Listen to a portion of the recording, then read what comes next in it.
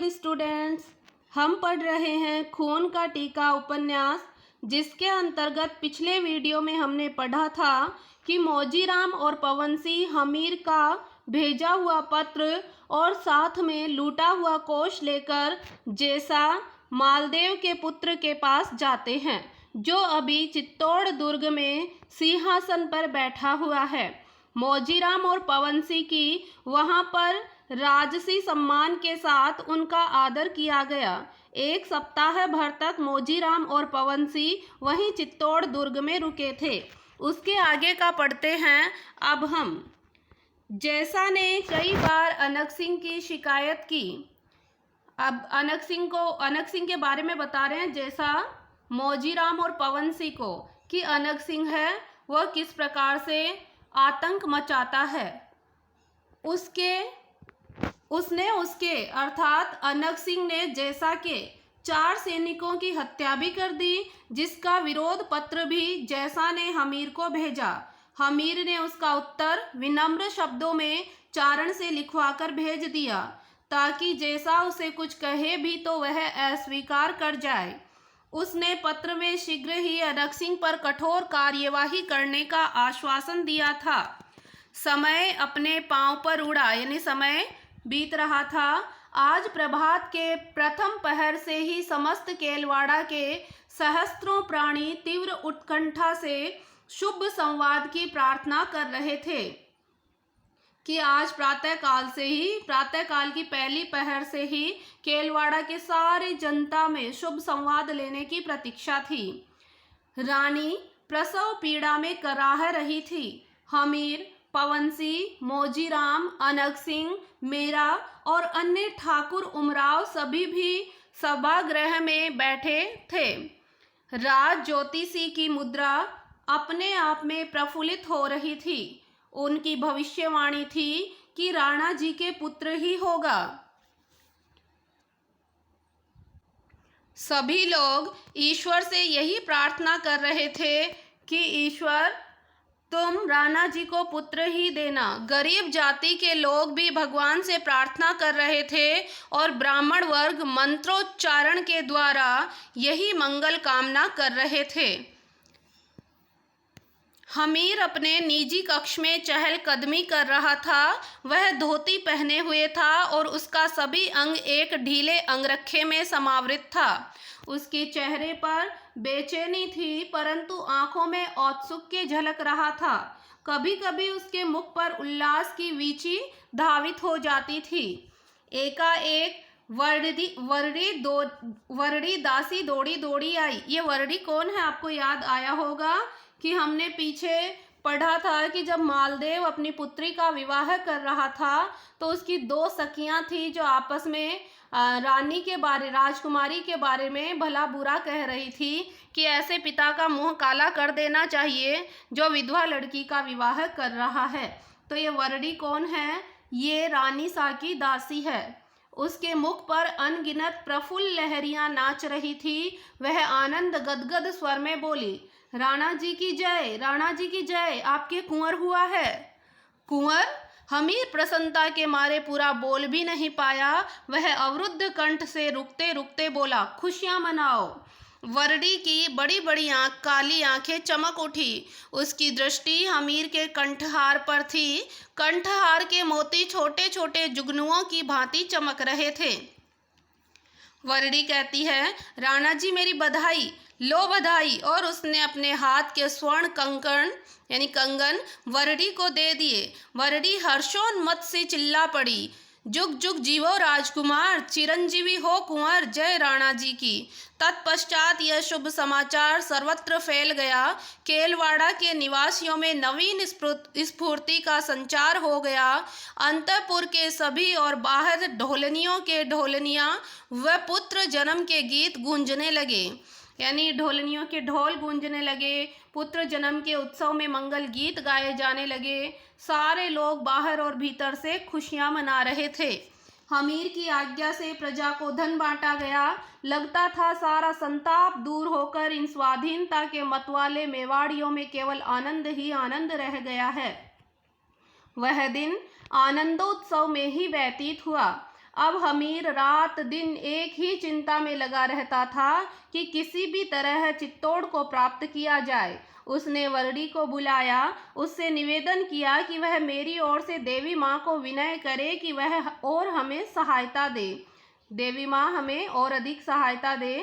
वारू भी उसी दिन अपनी माँ के घर की ओर चल पड़ा। अब वारू जो बरवड़ी थी, जो देवी माता जिसने ये भविष्यवाणी की थी कि जो भी रानी तुम्हारे यहाँ आएगी उसके पश्चात ही तुम्हारा तुम चित्तौड़ पर आक्रमण करना और तुम्हारी विजय होगी।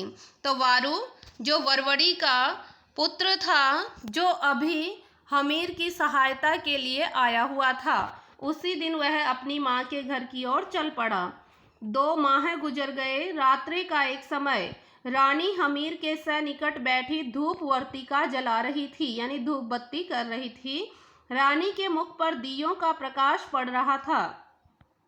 रानी कहती है, आज आप फिर चिंतित हैं राणा जी। हमीर ने अपने स्वर को बोझिल करके कहा, मैं तुम्हें पाकर कृत्य हो गया।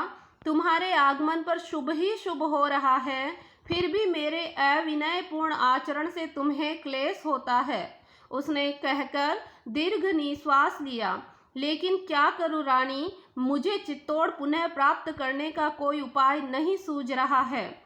रानी कहती है, मुझे कोई आज्ञा दीजिए, भाई मैं क्या करूं, मुझे बताओ। तो राणा जी कहते, तुम्हें क्या आज्ञा दें। रानी ने आंसू भरे नयनों से हमीर की ओर देखा और कहा, मैं अपने प्राण देकर भी अपने प्रेम का प्रतिदान नहीं दे पाऊंगी। मैं आपको किंचित भी संतप्त नहीं देख सकती। आप कहें तो मैं। रानी उत्तेजित मत हो। कभी कभी चित्तौड़ पर मृत्यु की भांति टूट जाना चाहता हूँ, लेकिन फिर तुम्हारे भाई और बाप का ध्यान आता है। रानी बीच में ही बोली, मेरा कोई बाप नहीं है, मेरा कोई भाई नहीं है। उन पापी लोगों का अपना कहते हुए मुझे लाज आती है, लज्जा के साथ साथ रोष भी आता है। मैं उनका मुख भी नहीं देख सकती, यानी वे मुझे बिल्कुल भी पसंद नहीं है, ऐसा रानी कहती है। हमीर ने मन ही मन सोचा कि रानी के मन में अपने पीहर वालों के प्रति किसी भी प्रकार की सहानुभूति नहीं है। तब वह एक कुटिल राजनीतिज्ञ की भांति बोला कि फिर तुम्हें अपने भाई को एक पत्र लिखना पड़ेगा और उस पत्र में यह अनुरोध करना पड़ेगा कि मैं अपने नवागत शिशु, यानी मेरा जो छोटा बच्चा है, नया नवागत यानी जो अभी अभी आया हुआ शिशु है, उसको लेकर मुझे बहुत चिंता होती रहती है। चिंता इस बात की है कि हमीर के पास ना ही तो कोई अच्छी सेना है और ना ही इसके पास धन है। तब हमारा चित्तौड़ विजय संभव होगा। ये बात राणा जी रानी को कह रहे हैं। रानी के नेत्रों में प्रश्न नाच उठा। और तब कि भाई फिर क्या होगा। तो हमीर ने भीति पर अंकित नृत्य चित्र पर दृष्टि जमाकर कहा, वहां तुम्हें और कामदार मोजीराम को मुख्य द्वारपालों को उत्कोच देकर अपने पक्ष में करना होगा। उत्कोच यानी होता है रिश्वत, कि तुम जाओ और तुम और मोजीराम दोनों मिलकर वहां के द्वारपालों को रिश्वत दो और अपने पक्ष में कर लो। वहां की स्थिति को देखकर हमें गुप्तचर द्वारा समाचार पहुंचाने होंगे, तब हम अवसर पाकर चित्तौड़ पर आक्रमण करेंगे। रानी, यदि तुमने इस कार्य को सुचारू रूप से संपन्न कर लिया तो जानती हो कि तुम्हारी प्रतिष्ठा यहाँ महारानी पद्मिनी के समकक्ष हो जाएगी। चित्तौड़ का हर व्यक्ति तुम्हारे चरणों में मस्तक झुकाएगा। तुम्हारे माथे पर लगा वैधव्य का कलंक धुलकर तुम मंगलकारी देवी बन जाओगी। रानी पर्यवेक्षक की दृष्टि से हमीर को देखती रही। हमीर उस दृष्टि को अधिक नहीं सहन कर सका, जाने के लिए तैयार हुआ और बोला, रानी, कार्य बड़ा कठिन है और महत्वपूर्ण है। कहीं बाप और भाई के मोह में विस्मृत नहीं कर देना कि भाई मैंने तुम्हें कह तो दिया है कि भाई को पत्र लिख दो कि मैं यहाँ परेशान हूँ और मैं बाप के पास ही रहना चाहती हूँ, लेकिन ये ध्यान रखना कि कहीं भाई और पिताजी के मोह में आकर, प्रेम में आकर मेरी बातों को भूल मत जाना। नहीं राणा जी नहीं। हमीर ने झपट कर रानी को आलिंगन में आबद्ध कर लिया। दूसरे ही दिन एक संदेशवाहक चित्तौड़ इस आशय का पत्र लेकर गया। हमीर और मौजीराम को पूरा विश्वास था कि जैसा इस बात को अस्वीकार नहीं करेगा कि वो अपनी बहन को अपने पास रख लेगा। हमीर और मौजीराम को ये पूर्ण विश्वास था। वे सभी लोग प्रजा में चित्तौड़ पर आक्रमण करने का प्रचार प्रसार करने लगे। अनग सिंह इन दिनों अत्यंत उन्मत्त हुआ घूमता था। शस्त्रों का निर्माण घर घर में जारी था। मेरा अपने भीलों को संगठित कर रहा था। जो गमेती उसका सहयोग नहीं करते थे उन पर देशद्रोह का अपराध लगा दिया जाता था और तब उसका शक्ति के साथ दमन किया जाता था। चारों ओर मेवाड़ी वीरों में उत्साह नजर आ रहा था। वरवड़ी ने 500 घोड़े की हमीर को और सहायता दे दी। वरवड़ी से सहायता मांगी थी ना हमीर ने कि पुनः मेरी सहायता की जाए, और वारू उसी दिन अपनी माँ के पास चला जाता है तो वरवड़ी ने फिर से 500 घोड़ों की सहायता हमीर को दे दी। जैसा ने बहन का अनुरोध स्वीकार कर लिया। जैसा ने कहा कि ठीक है भाई रानी जी तुम आ जाओ यहाँ, अपनी बहन को कहते हैं। रानी ने विदा ले ली। हमीर ने अंतिम बार रानी को एकांत में ले जाकर कहा, रानी यह चाल हमारी अंतिम और अत्यंत महत्वपूर्ण चाल है। यह विपरीत पड़ गई तो तुम्हारा सारा सम्मान और मान समाप्त हो जाएगा। चित्तौड़ की प्रजा तुम्हें कलंकिनी और अपवित्र कहेगी। हमीर के अधरों पर कुटिल मुस्कान नाच उठी। पवन सिंह कह रहा था कि रानी कहीं भाइयों के स्नेह में दुर्बल नहीं हो जाए और हमारी योजना का रहस्योद्घाटन नहीं कर दे, कि कहीं ऐसा नहीं हो जाए कि जैसा को जाकर इनकी बहन सब कुछ सही सही बता दे। देखो रानी, यदि तुम्हारे मन में यह विचार भी आया तो समझ लेना कि तुम्हारा इस संसार में कोई भी नहीं है। जिस तरह हमीर ने समस्त मेवाड़ का विरोध सहकर तुम्हें अपने हृदय की साम्राज्ञी बनाए रखा, वह हमीर तुम्हारे रक्त का प्यासा हो जाएगा, क्योंकि हमीर अपने व्यक्तिक सुख से अधिक देश को समझता है। अपने प्राणों से अधिक उसे सारी प्रजा के प्राणों की चिंता है। रानी ने सिसककर कहा, आखिरी सांस तक मैं आपकी हूँ, चित्तौड़ की हूँ। मुझे तुमसे ऐसी ही आशा थी। मैं यह भी जानता हूँ कि तुम उन भाइयों की तनिक भी चिंता नहीं कर सकती जो तुम्हें राजनीति का एक अस्त्र समझते हो। तुम्हारे हृदय में उस बाप के लिए किंचित मात्र भी आदर नहीं है जो तुम्हें अपनी लिप्सा की पूर्णता का साधन मानकर चलता है। विदाई के सार्थ ने प्रस्थान किया। अंतिम बार मौजीराम ने हमीर से फिर गुप्त मंत्रणा की। लगता है कामदार इस यात्रा से आवश्यकता से अधिक चंचल हो उठा है। आगे आगे घोड़ों पर शस्त्र सज्जित सैनिक, बीच में रानी की डोली, स्वामी भक्त भील कहारों के श्रम से उत्पन्न संगीतात्मक हुंकार, पीछे से फिर सैनिक, यानी बीच में रानी की डोली है, आगे पीछे सैनिक है, बीच में संगीतात्मक हुंकार लगाई जा रही है। एक और अपना प्रत्यक्ष अस्तित्व बताता हुआ मौजीराम का घोड़ा, कुछ दासियां और कुछ दास। धीरे धीरे यह सार्थ पर्वत की वक्र विथियों में लोप हो गया। हमीर ने पवन सिंह से कहा, हमारी सफलता निश्चिंत है। मंत्रणा कक्ष में आज समस्त योद्धा एकत्रित थे। चित्तौड़ से संदेशवाहक आया था। यह संदेशवाहक और कोई नहीं था, महान पराक्रमी पवन सिंह का पुत्र जेत सिंह था। कि चित्तौड़ वाहक से संदेशवाहक जो संदेश लाया था वो कौन था? पवन सिंह का पुत्र, नाम क्या था? जेत सिंह। उसने सारी उपस्थिति के मध्य खड़े होकर कहा, रानी जी ने अत्यंत कौशल से अपने भाइयों को अपनी ओर मिलाया है। उन्हें यह विश्वास दिलाया कि वह अब यहाँ से कभी नहीं जाएगी, वह सदा सदा के लिए तुम लोगों के पास ही रहेगी। उसने अपने भाइयों से यह भी कहा कि हमीर के पास कुछ भी नहीं है, ना तो रणसूरमा है और ना ही रण आयुध है, कि ना तो युद्ध भूमि के लिए कोई सुरवीर है, सूरमा यानी सुरवीर हैं, और ना ही युद्ध भूमि के लिए कोई शस्त्र हैं। ऐसी दशा में उससे आक्रमण की आशा रखना मूर्खता है, मूढ़ता यानी मूर्खता है। और कामदार जी ने वहां के नए द्वारपालों को धन आदि देकर अपनी ओर मिला लिया है। हरि सिंह अपने मुख्य सरदारों के साथ मीणों आदि के विद्रोह को दबाने के लिए गए हुए हैं। हरि सिंह कौन है? जैसा का छोटा भाई, मालदेव का छोटा पुत्र। तो हरि सिंह भी अभी वहां नहीं है, वो मीणाओं के विद्रोह को दबाने के लिए गए हुए हैं। ऐसे समय में आक्रमण ठीक रहेगा। जेतसी ने यह भी बताया कि रानी अन्न जल सबकी चिंता छोड़कर केवल चित्तौड़ की स्वाधीनता में ही तन्मय हो गई है। वह अपने पीहर के विनाश की ही बात करती है।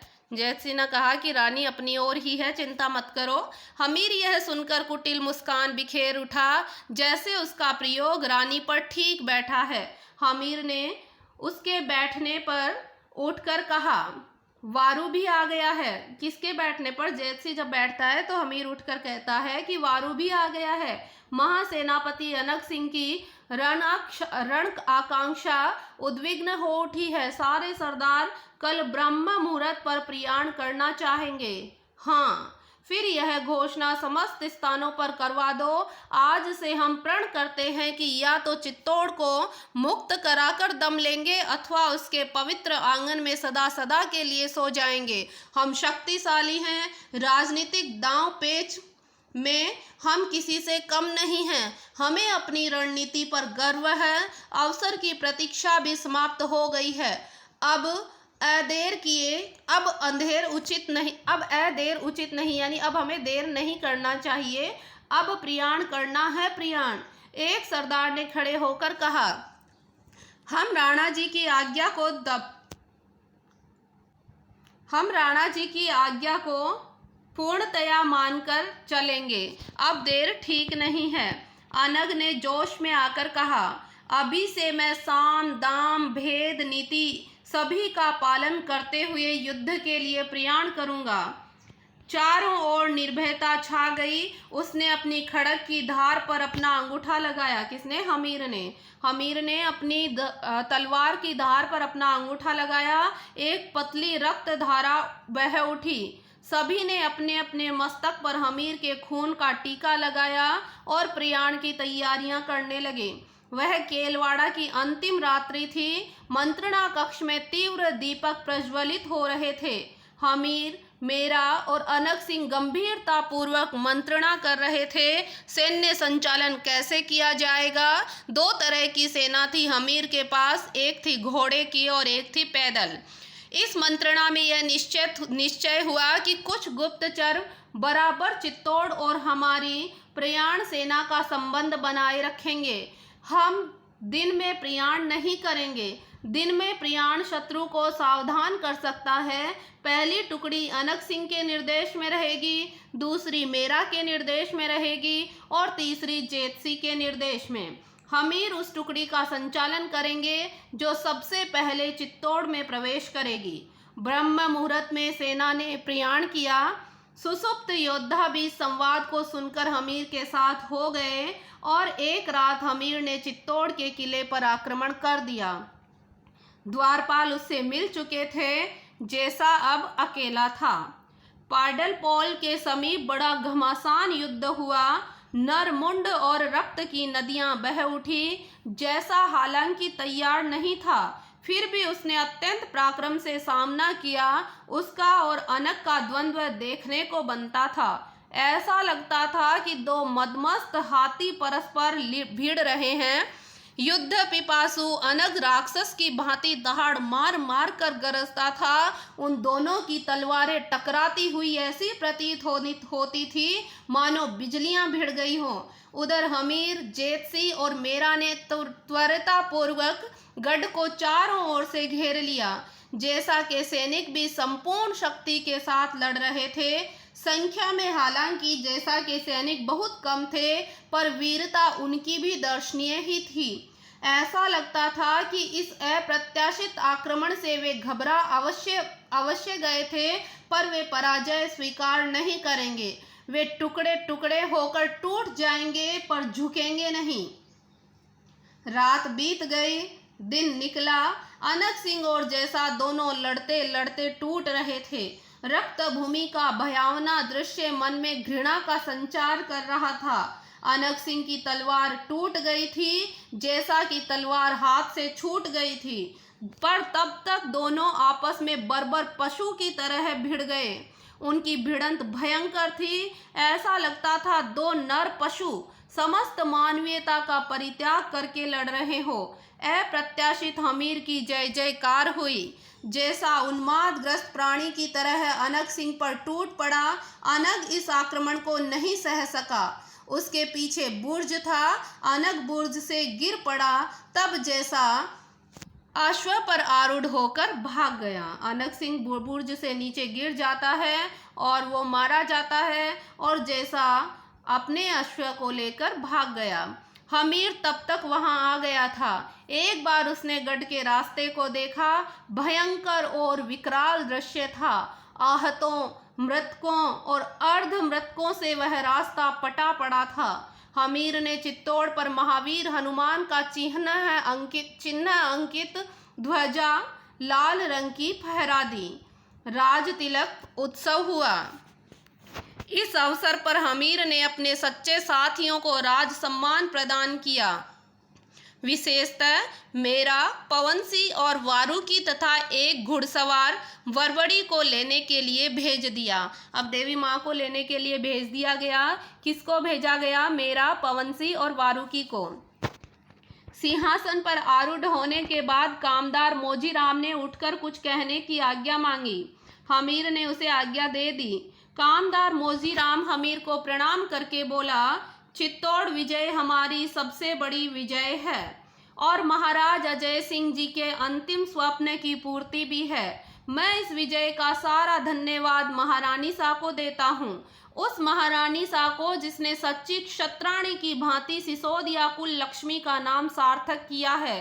कौन इसे महारानी पद्मिनी से कम शीलवान, पराक्रमी और तेजस्वी कहता है? बीच में ही राज पुरोहित जी उठ खड़े हुए। उनकी शिखा चाणक्य की तरह गोपद जितनी थी, यानी उनकी चोटी बहुत लंबी थी चाणक्य की भांति। उनका उन्मत्त ललाट श्री से दीप्त था। वे उठकर क्षमा याचना करके बोले, कामदार जी, कदाचित अतीव प्रशंसा करके कोई उच्च पद प्राप्त करना चाहते हैं, किंतु उन्हें इतना ध्यान अवश्य रहे कि वे उपमा देने के पूर्व उस वीरांगना, मर्यादा और धर्म की साक्षात प्रतिमूर्ति महारानी पद्मिनी के आदर्श कृत्यों का भी मूल्यांकन कर ले। कि तुम पद्मिनी के पहले कृत्यों यानी उनके आदर्श कृत्यों को तो देखो। निष्कलुष देवीसा का नाम ही तारणहार है और सोनगरा रानी तो विधवा है। हमीर का हाथ खड़ग पर चला गया। रानी आर्तनाद कर उठी। हमीर ने खड़े होकर कहा, राजपुरोहित रानी सा का अपमान कर रहे हैं। उन्हें मालूम रहना चाहिए कि रानी के ही प्रताप से हमें चित्तौड़ मिला है। कामदार ने बीच में कहा, महाराज शांत रहिए, इसका उत्तर मैं दूंगा। रानी को इस उपस्थिति में यानी जितने भी लोग यहाँ हैं उनमें सबसे अधिक मैं जानता हूँ। राजपुरोहित जी का आक्षेप मेरे सिर आंखों पर है, किंतु राजपुरोहित जी के पास कोई ऐसा प्रमाण है जिसके द्वारा वो कह सकते हैं और सिद्ध कर सकते हैं कि रानी का बाल्यकाल में विवाह हुआ था? राजपुरोहित जी कहते हैं, प्रमाण ही नहीं, साक्षी भी है। राजपुरोहित जी बोले, विवाह मंडप में आपने और स्वयं मालदेव चौहान ने अपने मुख से यह कहा था। कामदार ने तनिक मुस्कुराकर कहा, यह राजनीतिक चाल भी हो सकती है। क्या कहते हो मोजीराम? हमीर ने बीच में ही कहा। मोजीराम ने पुनः प्रणाम करके कहा, अपराध के लिए क्षमा मांगता हूँ, प्राणों की भिक्षा भी चाहता हूँ। अगर राणा जी मुझे क्षमा कर दे तो मैं आज सारे दरबार में सत्य और तथ्य को प्रस्तुत कर दूं। हमीर कहते, मैं तुम्हें क्षमा करता हूँ। रानी के कान भी खड़े हो गए। वह श्वास रोक कर बैठ गई। मोजीराम ने सारी उपस्थिति पर दृष्टिपात करके कहा, राजा मालदेव राणा जी को विवाह के बहाने जालोर बुलाकर समाप्त करना चाहते थे। उन्हें बुलाने के बाद यह एक षड्यंत्र विफल हो जाने के कारण चौहान नरेश बड़े संकट में पड़ गए थे। करे तो क्या करें? वे मेरे पास भागे भागे आए, मार्मिक शब्दों में अनुनय विनय करने लगे। मैंने तुरंत सोचा और उन्हें यह कहा कि आपसे यह कह दें कि राजकुमारी विधवा है। विधवा कन्या चित्तौड़ की महारानी नहीं बन सकती और मैंने तुरंत पूरी कहानी ही बना ली। बचपन का विवाह है, पति का रण क्षेत्र में मारा जाना और उसे रहस्य बनाकर राजकुमारी को नहीं बताना, यह सब एक काल्पनिक कहानी मात्र ही थी और जो मेरे द्वारा रचित है। परिस्थिति ऐसी बिगड़ी कि हम राजकुमारी को पूरा विश्वास नहीं दिला पाए कि वो विधवा नहीं है। हालांकि चौहान रानी यानी कि राजकुमारी की माता, हालांकि चौहान रानी ने भी राजकुमारी से कहा पर उसने माना नहीं और मैंने तो इस रहस्य को छुपाए रखा था। पवन सिंह ने पूछा, क्यों भाई, तुमने इस रहस्य को क्यों छुपाए रखा? तब कहते हैं मौजीराम, वो इसलिए कि रानी शाह की विद्रोह और प्रतिशोध की भावना कम नहीं हो जाए। मैं चाहता था कि रानी शाह अपने पीहर वालों से गहरी द्वेषता रखे और वह हमारे साथ मिलकर हमें बल प्रदान करें। और आप सबने रानी शाह का प्रतिशोध देख ही लिया।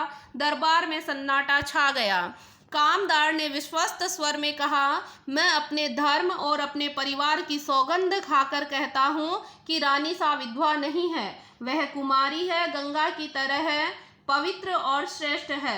हमीर के मुख पर सहस्त्र सूरज एक साथ चमक उठे। दरबार में खुशियों पर खुशियां छा गई थी। रानी दिन भर चित्तौड़ के गढ़ का अवलोकन करती रही। पद्मिनी के जौहर स्थान को उसने देखा। वह सुरंग भी जो भीतर ही भीतर जौहर के गौमुख कुंड तक पहुंच गई थी, उसने वो सुरंग भी देखी जो गौमुख जौहर तक जाती थी, यानी जहां पर उन्होंने जौहर किया वहां तक जाती थी। इसी कुंड में सभी जौहर वर्त की नारियों ने स्नान किया था। महारानी और अन्य वीरांगनाओं ने इसी गुप्त रास्ते से जाकर जौहर किया था। महारानी पद्मिनी का जल के मध्य स्थित महल देखा, वह स्थान जहां से उसे दर्पण में पद्मिनी का प्रतिबिंब दिखाया गया था। खिलजी ने जब पद्मिनी का प्रतिबिंब पद्मिनी के लिए कहा था, मुझे एक बार दिखा दो, तो पद्मिनी का केवल प्रतिबिंब मात्र दिखाया था, तो उसने वह भी देखा। सचमुच यह स्थान प्रशंसा के योग्य है। वर्जी जो उसकी सहेली थी और अभी दासी बनी हुई है, कितना कलात्मक निर्माण है इसका। हम इस दर्पण में उसकी प्रतिछवि ही देख सकते हैं पर उसे नहीं। रानी ने कहा। वह नौका में बैठकर पद्मिनी के महल में गई। उस महल में मंत्र मुग्ध सी खड़ी रही।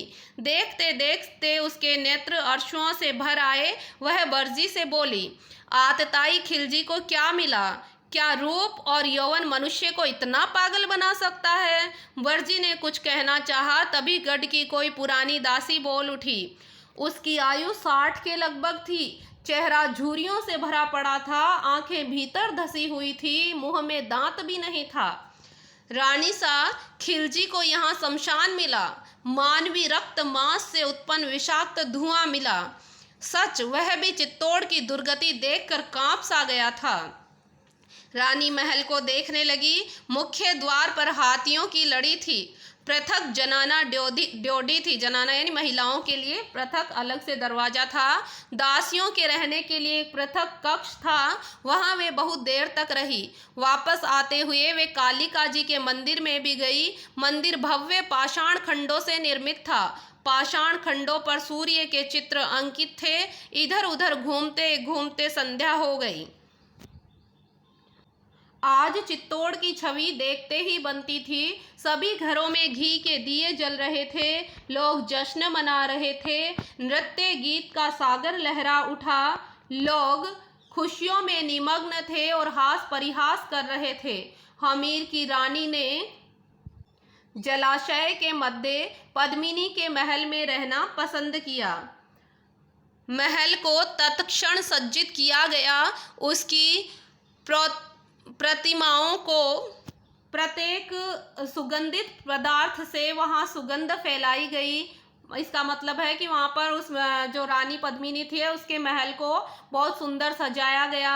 उस पर उसे सुशोभित किया गया। वातायन और द्वारों पर पुष्पों की माला लगा दी गई। वातायन यानी खिड़कियों और द्वारों पर पुष्पों की माला लगा दी गई और रानी अपने अंग प्रत्यंग में रोमांचित हो रही थी। चारों ओर इत्र की सुगंध व्याप्त थी। वहां मुग्ध करने वाला एक दृश्य हो रहा था। सर्वत्र सुवास का साम्राज्य था। सुवास यानी अच्छी सुगंध का साम्राज्य था। हमीर नौका पर सवार होकर महल की ओर आए। रानी अगवानी करने के लिए आगे बढ़ी। हमीर हतप्रभ सा रानी के अप्रतिम रूप को देखता रहा। आज का दिन कितना शुभ है रानी, हमारे सकल मनोरथ पूर्ण हो गए। हाँ राणा जी, मनोरथ क्या, मुझे ऐसा प्रतीत होता है कि मुझ पर से प्रभु का शाप ही उतर गया। नहीं रानी, यो कहो कि रुष्ट प्रभु हम पर प्रसन्न हो गए हैं। हमीर आगे आगे थे और रानी पीछे पीछे। दो दासियों के अतिरिक्त वहां और कोई भी नहीं था। रानी ने पेय पदार्थ के स्वर्णिम पात्र हमीर के समक्ष रख दिए। हमीर ने मुस्कुराकर कहा, रानी को यह विदित होना चाहिए कि हम कोई भी मादक पेय का पान नहीं करते हैं। हमें मादक पदार्थों से घृणा है। राणा जी, इसमें केवल दूध है और वो भी केसरिया दूध, कहकर रानी ने हमीर की ओर प्रसन्न मुख से देखा। हमीर अपना भारी अंगरखा खोलकर बैठ गया। सिर की पगड़ी को उसने एक रजत काष्ठ निर्मित चौकी पर रख दिया। रजत काष्ठ यानी चांदी और लकड़ी से बनी हुई चौकी पर। रानी ने दासी को पुकारा, वर्जी सुनना। हमीर ने पूछा, दासी को क्यों बुलाया है? तब रानी कहती है, आपकी पादुका के लिए, कि आपकी जूतियां उतारने के लिए। क्यों? क्या मैं अपनी पादुका स्वयं नहीं खोल सकता? सरदार हमीर उन राणाओं में से नहीं है जो अपने निजी क्रम को किसी भी दूसरे के संबल के बिना नहीं कर सकते। संबल यानी सहारे के। मैं स्वयं किसान युवती का बेटा हूँ। याद आया होगा किसान युवती, जो हमीर की माँ है। प्रत्येक कार्य में अपने ही हाथ से करना अधिक पसंद करता हूँ, और वह व्यक्ति भी क्या जो अपने क्रम में निष्प्रयोजन ही दूसरों को कष्ट पहुँचाए। ईश्वर ने हमें ये दो हाथ निरंतर कुछ काम करने के लिए ही दिए हैं, चरण चलने के लिए हैं। फिर हम इतने आक्रमण्य क्यों बनते हैं जिससे समय पर हमें अनुचित कष्ट उठाना पड़े। मैं तुम्हें भी यही परामर्श दूंगा, वीरांगनाओं की भांति विपुल विलास की वारिधि से दूर रहकर अपना काम खुद करो। अगर राणा जी को मेरे कथन से कष्ट हुआ तो मैं क्षमा चाहती हूँ। नहीं रानी, आज मैं तुमसे क्षमा मांगता हूँ। मैंने पति होकर पति के कर्तव्य को नहीं निभाया। जब मैंने देखा यह युवती नहीं, राजनीति को सफल बनाने का साधन मात्र है, तो मैंने भी तुम्हारे साथ एक सीमा तक वैसा ही व्यवहार किया। हालांकि तुम्हारे सम्मुख मेरी वह भावना मर जाती थी। तुम्हारे मुख की अपूर्व अलौकिक उज्ज्वलता का अवलोकन करके मेरे मन में वह विचार हठात उठता कि यह नारी अग्नि में तपित कुंदन की भांति शुद्ध है। सच, तुम्हारा सानिध्य शांति और सुख की सृष्टि करता है। राणा जी के स्पष्ट कथन ने मेरे मन में उनका सम्मान और अधिक बढ़ा दिया। रानी, आज पूज्य काका सा जीवित होते तो कितना आनंद आता। अब इसके पश्चात क्या होता है वो हम पढ़ेंगे अगले वीडियो में, और अगला वीडियो इस खून के टीके का लास्ट वीडियो होगा, जिसमें हम पूर्ण खून का टीका पढ़ लेंगे। और उससे आगे के वीडियो में जितने भी इससे महत्वपूर्ण लाइनें बनती है वो मैं सारी की सारी पंक्तियां आपको लिखवा दूंगी और आपको पढ़ा भी दूंगी, और साथ में इसका सारांश भी आपको बता दिया जाएगा। अगर आपको अपनी राय देनी है तो वो कमेंट बॉक्स में लिख सकते हैं। धन्यवाद।